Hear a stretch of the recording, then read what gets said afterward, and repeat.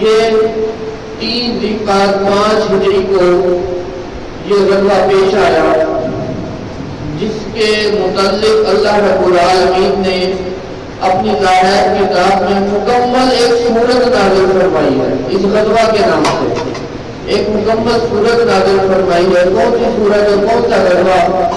اللہ رب العالمین نے 22ویں پارے میں سورت کا نزول فرمایا سورہ احزاب کے نام سے۔ غزوہ احزاب پیش آیا۔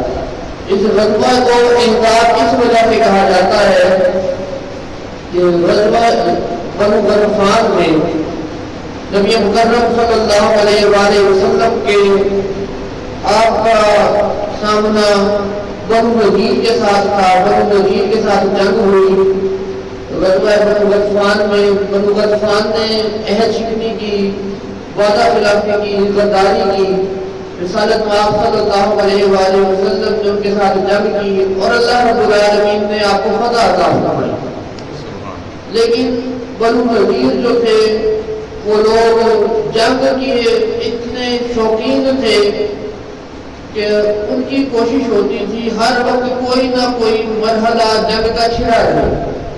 پھر سونے پر سہاگا یہ پیش آیا کہ انہیں قبیلہ بنو غطفان میں نبی مکرم صلی اللہ علیہ وآلہ وسلم سے شکست کا سامنا رہا۔ جنگ کے ساتھ ساتھ بدلے کی آگ بھی دل میں بھڑک رہی تھی۔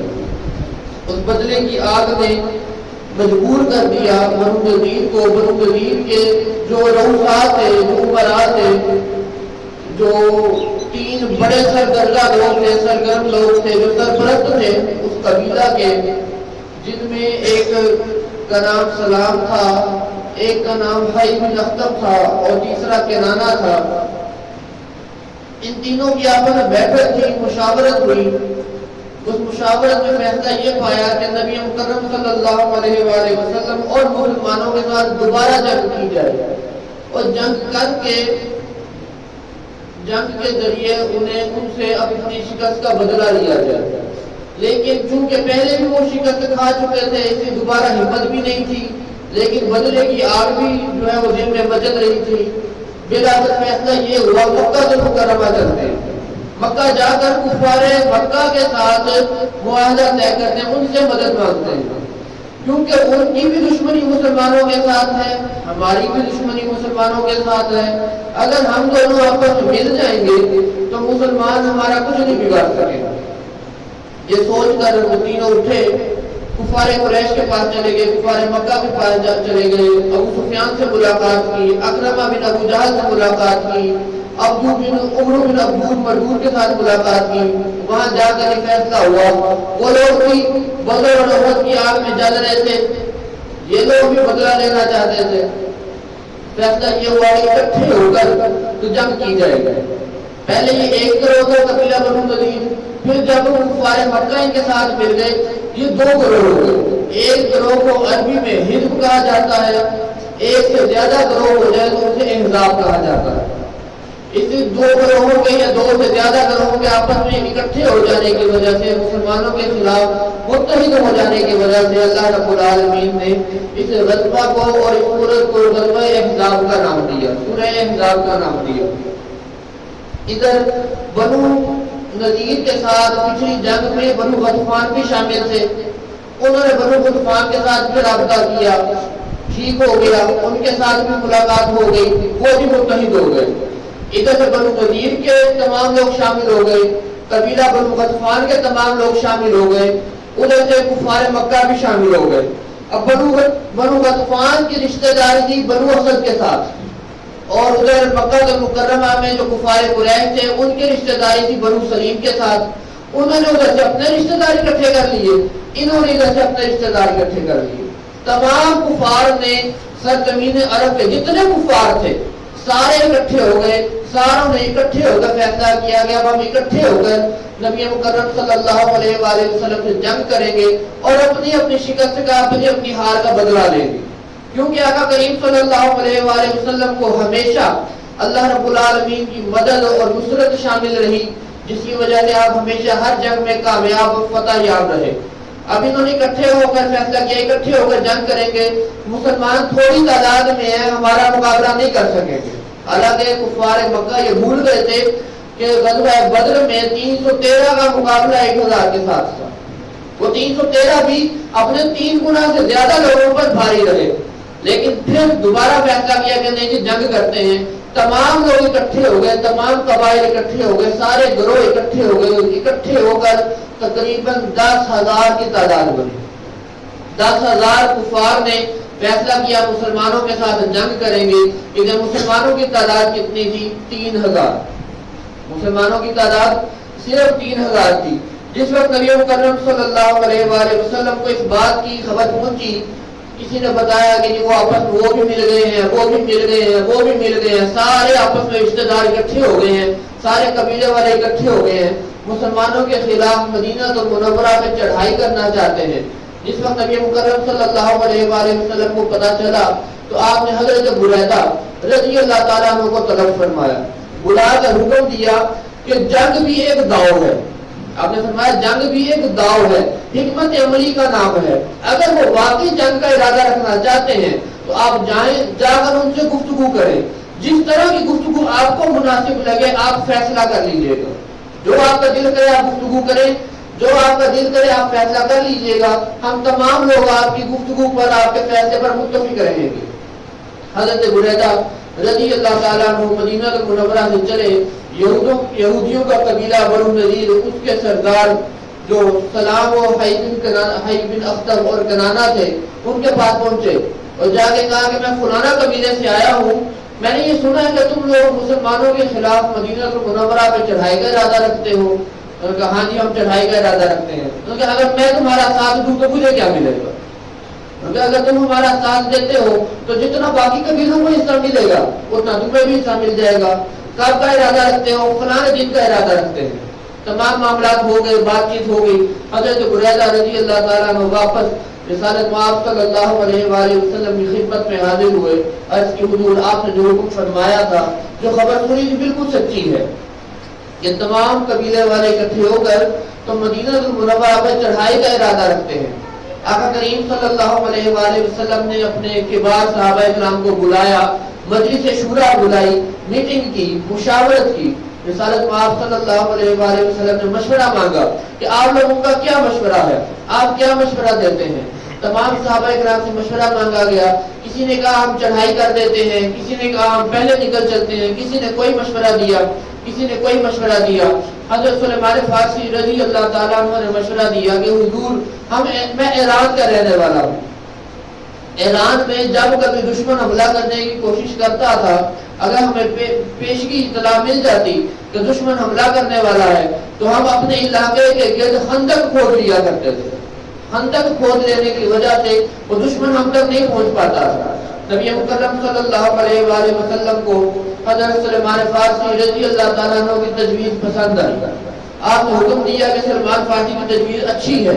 یہ بات ثابت کرتی ہے کہ نئی چیز بھی ہونا تو اگر مسلمانوں کے فائدے کے لیے, بھلائی کے لیے ہو تو اسے اختیار کر لینا. یہ نبی مکرم صلی اللہ علیہ وآلہ وسلم کی سنت مبارکہ ہے کہ جس چیز سے مسلمانوں کی بھلائی ظاہر ہوتی ہو, خیر کا پہلو نظر آتا ہو, اس چیز کو اختیار کرنے میں بدعت نہیں ہے. وہ چیز اختیار کر لینا بہتر ہے جس میں مسلمانوں کی بھلائی شامل ہو. نبی مکرم صلی اللہ علیہ وآلہ وسلم نے حکم ارشاد فرمایا کہ مدینہ المنورہ کے 3 طرف میں گلیاں تانگ گئی اور مکانات بڑے بڑے ہیں. وہاں سے دشمن حملہ نہیں کر سکتا. صرف ایک راستہ ہے جو مدینہ المنورہ کا کھلا ہوا راستہ ہے, وہاں سے دشمن حملہ کر سکتا ہے. وہاں پر خندق کھودی جائے. رسالت مآب صلی اللہ علیہ وآلہ وسلم نے حکم دیا, 1000 صحابہ کرام خندق کھودنے پر لگ گئے. 1000 صحابہ کرام, 1000 بندہ اکٹھا کرنا بڑی بات ہوتی ہے. اور یہ بلا معاوضہ مزدوریاں کر رہے ہیں, خندقیں کھودی جا رہی ہے. ابھی اتنی چوڑی چوڑی خندق کھودی جا رہی ہے کہ اسے اگر کوئی بندہ اندر اتر جاتا ہے تو اسے نکالنے کے لیے 4 بندوں کی ضرورت پڑتی ہے. اتنی گہری اور اتنی چوڑائی والی خندقیں کھودی جا رہی ہیں. نبی مکرم صلی اللہ علیہ وآلہ وسلم نے صرف حکم نہیں دیا, خود بھی شامل ہوئے, خود بھی خندق کھودی. اور خندق کھودنے کے دوران ایک صحابی رسول آقا کریم صلی اللہ علیہ وآلہ وسلم کی بارگاہ اقدس میں حاضر ہوئے. عرض کی حضور بھوک کا شدید غلبہ ہے. کتنے دن گزر گئے, ایک لقمہ بھی نہیں کھایا، 6 دن یا 7 دن گزر گئے، حضور ایک لقمہ بھی نہیں کھایا۔ نبی مکرم صلی اللہ علیہ وآلہ وسلم نے اپنی قمیض مبارک اوپر کی، اوپر کر کے دکھایا کہ پیٹ کے اوپر 4 مچھر باندھے ہوئے تھے۔ صحابی نے فرمایا کہ جب تمہیں بھوک نہیں ہے مجھے بھی بھوک لگتی ہے۔ حالانکہ رسالت مآب صلی اللہ علیہ وآلہ وسلم 40 دن کے روزے رکھا کرتے تھے، 21 دن کے روزے رکھا کرتے تھے، لیکن امت کی تعلیم کے لیے، بتانے کے لیے لیڈر وہ ہوتا ہے جو خود ساتھ شامل ہوتا ہے۔ لیڈر وہ ہوتا ہے جو خود ان حالات سے گزرتا ہے جس حالات سے ان کی عوام ان کی رعایا گزر رہی ہوتی ہے، اسے لیڈر بنایا جاتا ہے، اسے لیڈر مانا جاتا ہے۔ لیڈر کے اندر یہ خصوصیات یا کوالٹیز کا ہونا ضروری ہے۔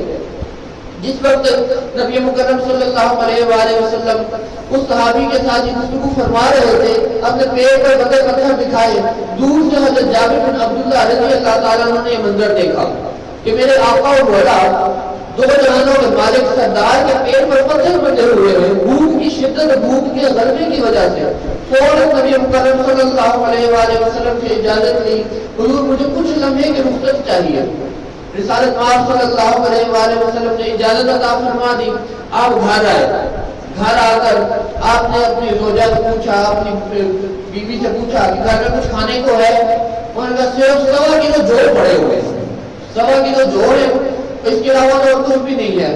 آپ نے فرمایا بکری نے بچہ دیا ہے، اس بکری کے بچے کو میں ذبح کر دیتا ہوں، تم اس طرح کرو یہ آٹا گوندھ کے اس میں روٹیاں تیار کر دو، آٹا گوندھ کے رکھ لو، میں رسالت مآب نبی مکرم صلی اللہ علیہ وآلہ وسلم کو دعوت دے کر آتا ہوں، حضور آئیں گے تو تازی روٹی پکانا، حضور کے سامنے یہ روٹی جو ہوگی اور یہ بکری کا شوربہ تیار کر دینا، یہ حضور کی بارگاہ میں پیش کر دیں گے۔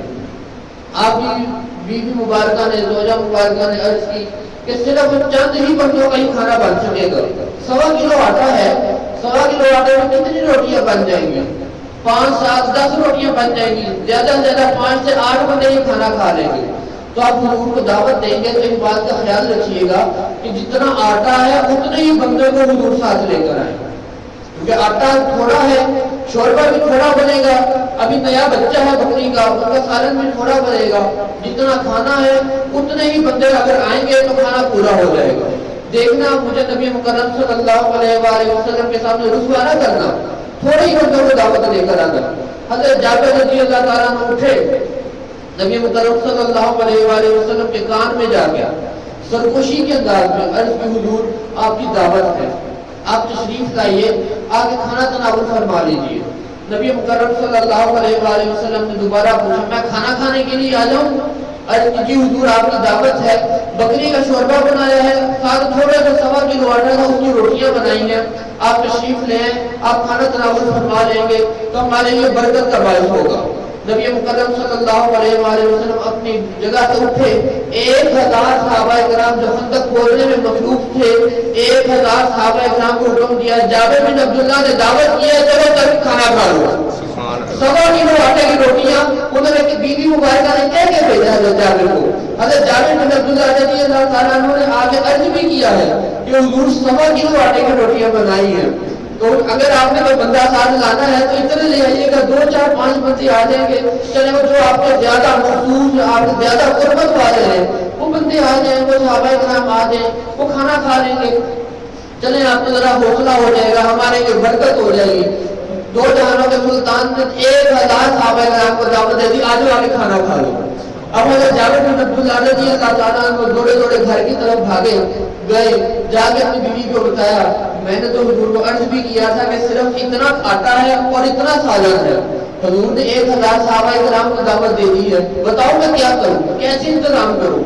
آپ کی بیوی کا بھی اللہ پر توکل تھا اور رسالت مآب صلی اللہ علیہ وآلہ وسلم کی سچی لونی تھی، انہوں نے عرض کیا کہ اے میرے سرکار اگر حضور نے خود دعوت کی ہے تو وہ پورا بھی کر دیں گے، ہم نے تو نہیں نہ بلایا، ہم نے تو صرف 4-5 بندوں میں انتظام کیا اور اتنوں میں دعوت دی، اگر حضور نے خود دعوت دی ہے تو حضور خود ہی پورا بھی کر دیں گے۔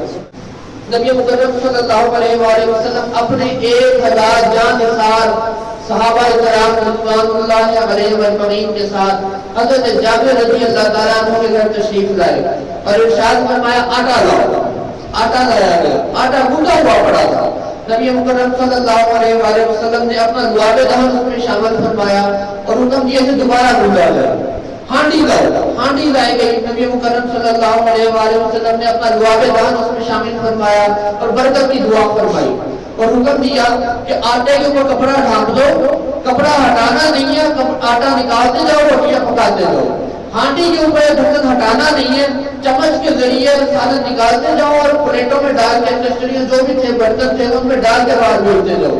ادھر صحابہ اکرام رضوان اللہ علیہ مجمعین کو حکم دیا کہ اس طرح کرو, 10 کی تولی بنا کر آتے جاؤ. 10 کی تولیاں بنا کر صحابہ اکرام تشریف لاتے رہے. آقا کریم صلی اللہ علیہ وآلہ وسلم اپنے ہاتھ سے انہیں کھانا کھلاتے رہے. وہ 1.25 کلو جو کا آٹا اور ایک بکری کا 9 مولود بچہ جس کا سالن تیار ہوا تھا. رسالت مآب صلی اللہ علیہ وآلہ وسلم کا معجزہ پیش آیا. 1000 صحابہ کرام نے پیٹ بھر کر کھانا کھایا. جتنا دل تھا اتنا کھانا کھایا. اور جس کو کھانا کھا کے سب فارغ ہو چکے, نبی مقدم صلی اللہ علیہ وآلہ وسلم نے جابر بن عبداللہ رضی اللہ تعالیٰ عنہ کو بلایا اور فرمایا کہ اب جو آٹا اور جو سالن بچ گیا ہے ان پہ جا کپڑا اٹھا دو. جب جس وقت جا کر کپڑا ہٹایا گیا, جتنا آٹا پہلی روٹی کے وقت تھا اتنا ہی آٹا ابھی موجود تھا. اس وقت میں اتنا ہی آٹا موجود تھا. جتنا سالن پکایا گیا تھا 1000 صحابہ کرام کے کھانا کھا لینے کے بعد اتنا ہی سالن موجود تھا. نبی مکرم صلی اللہ علیہ وآلہ وسلم کا معجزہ پیش آیا. واپس تشریف لے آئے. خندق کھودی جا رہی ہے, تقریباً 1 مہینے کا عرصہ لگا. خندق کھودنے میں 1 مہینے کا عرصہ لگا. اس 1 مہینے کے دوران ایک اور معجزہ نبی مکرم صلی اللہ علیہ وآلہ وسلم کا یہ بھی پیش آیا کہ کسی بہن نے اپنے بھائی کے لیے کہ غربت کے عالم ہے, تمام صحابہ کرام غربت میں ہیں تو اتنے کھانے کے انتظامات نہیں ہیں, کسی بہن نے اپنے بھائی کے لیے اپنی بیٹی کے ہاتھ ایک پوٹلی میں چھپا کر 7 کھجوریں بھیجی کہ میرے بھائی نے پتہ نہیں کتنے دن سے کھانا نہیں کھایا, بیٹی اس طرح کر یہ اپنے ماموں کو 7 کھجوریں دے گا. اور دھیان رکھیے چھپا کر دیں, کسی اور کو نہ نظر آئے, کیونکہ سارے ہی بھوکے ہوں گے. پھر ساروں کے دل میں خیال آتا ہے, ملال آتا ہے کہ ہمارے پاس کھانے کو کچھ نہیں ہے. اور اپنے ماموں سے کہیں کہ اکیلے بیٹھ کے وقت ملے, اکیلے بیٹھ کے سائڈ پہ جا کر تنہائی میں جا کے یہ کھا لے. جس وقت وہ بچی اپنے ماموں کے پاس تابع رسول کے پاس کھجوریں لے کے جا رہی تھی, راستے میں نبی مکرم صلی اللہ علیہ وآلہ وسلم کی نظر پڑ گئی. حضور کو پہلے بھی علم تھا کہ بچی نے کس راستے سے آنا ہے, حضور کو تمام معاملات کا علم تھا. حضور کی نظر پڑ گئی. آپ کی جو ہی نظر پڑی, آقا کریم صلی اللہ علیہ وآلہ وسلم نے اس بچی کو اپنے پاس بلایا, فرمایا جو پوٹلی چھپائی ہے مجھے دے دے. اب 2 جانوں کا سلطان مانگے اور بندہ اپنے آپ کو مومن بھی کہے, مسلمان بھی کہے, پھر صحابی رسول بھی ہو, صحابیہ بھی ہو, اور اپنے آقا مولا کی بات نہ مانے, اس طرح کیسے ممکن ہے؟ وہ بچی نے جو صحابہ اکرام کے گھر میں تربیت یافتہ بچی تھی, اس نے اوپر کی نکال کے 2 جہانوں کے مالک کے آگے کر دی. نبی مکرم صلی اللہ علیہ وآلہ وسلم نے صحابی کو بلایا, فرمایا یہ تمہارے گھر سے 7 کھجوریں آئی ہیں, اس طرح کا سارے صحابہ کرام کو بلاؤ. 1000 صحابہ کرام نے دوبارہ 1000 صحابہ کرام کو دعوت دے دی گئی. نبی مکرم صلی اللہ علیہ وآلہ وسلم نے نیچے کپڑا بچھایا, کھجوریں اس کے اوپر رکھی, اس کے اوپر وہ پوٹلی رکھ دی. صحابہ کرام کو حکم دیا ایک ایک کر کے آتے جاؤ, جس کا جتنا دل کرے کھجوریں اس پوٹلی کے نیچے نکالتے جاؤ, پوٹلی اٹھانی نہیں ہے. صحابہ کرام آتے گئے, جس کا 2 دانے کا دل لیا 2 دانے لے لیے, کسی کا 1 مٹھی کا دل کیا 1 مٹھی کھجوریں لے لی, کسی کے 2 مٹھیوں کا دل کیا 2 مٹھیاں کھجوریں لے لی. مٹھیاں بھر بھر کے صحابہ کرام ان 7 کھجوروں میں سے مٹھیاں بھر بھر کے کھجوریں لے کے جا رہے ہیں. نبی مکرم صلی اللہ علیہ وآلہ وسلم کی برکت سے 1000 صحابہ کرام نے جی بھر کے کھجوریں کھائیں. تو 7 کھجوریں آئی تھیں, حضور کا معجزہ پیش آیا, وہ 7 کھجوریں 1000 صحابہ کرام نے جی بھر کے وہ کھجوریں کھائیں. نبی مکرم صلی اللہ علیہ وآلہ وسلم کی بارگاہ اقدس میں ایک صحابی حاضر ہوئے. حضور ایک مسئلہ پیش آیا, مشکل پریشانی کا معاملہ ہے. فرمایا کیا بات ہے, بیان کرو. عرض کی حضور ہم خندق کھود رہے تھے, ایک چٹان نکل آئی ہے, ہم نے اکیلے بھی کوشش کر لی, 4 نے مل کر بھی کوشش کر لی, 10 نے مل کر بھی کوشش کر لی, حضور وہ چٹان نہیں پھوٹ رہی. رسالت مآب صلی اللہ علیہ وآلہ وسلم اٹھے, وہ جو اوزار تھے, اسے پھاوڑا کہہ لیں, گیتی کہہ لیں, کئی کہہ لیں, کچھ بھی کہہ لیں, وہ جو اوزار تھا جس کے ذریعے خندق کھودی جا رہی تھی, نبی مکرم صلی اللہ علیہ وآلہ وسلم آئے، اوزار پکڑا، وہ ہتھیار پکڑا، وہ آلہ پکڑا، بسم اللہ الرحمن الرحیم پڑھ کے چٹان کے اوپر مارا، وہ چٹان اس طرح ہو گئی جس طرح ریت کی چٹان ہو گئی، ریزا ریزا ہو گئی، ریت ریت ہو گئی، ریت کا ذرہ ذرہ ہو کر کے وہ چٹان۔ نبی مکرم صلی اللہ علیہ وآلہ وسلم نے جب پہلی ضرورت ماری اس میں سے روشنی نکلی، محبوب کریم صلی اللہ علیہ وآلہ وسلم نے شاید فرمایا مبارک ہو اللہ نے شام پر فتح عطا فرمائی، پھر دوبارہ ضرورت ماری، وہ ایسا ہو گیا ہوگا، پھر بھی دوبارہ ضرورت لگائی، دوبارہ اس چٹان میں سے روشنی نکلی، صحابہ اکرام کو ارشاد فرمایا مبارک ہو اللہ رب العالمین نے ایران پر بھی تمہیں فتح عطا فرمائی، پھر تیسری ضرورت لگائی، پھر روشنی نکلی، پھر میرے محبوب نے ارشاد فرمایا مبارک ہو اللہ رب العالمین نے تمہیں یمن پر بھی فتح عطا فرمائی، اور نبی مکرم صلی اللہ علیہ وآلہ وسلم کی پیشن گوئی بالکل درست ثابت ہوئی، اللہ رب العالمین نے ان تینوں ممالک پر مسلمانوں کو فتح عطا فرمائی۔ اللہ رب العالمین کی بارگاہ میں دعا ہے کہ ہمارا آج کا آنا بیٹھنا سننا سنانا قبول فرمائے، اگلے جمعے انشاءاللہ یہیں سے دوبارہ کنٹینیو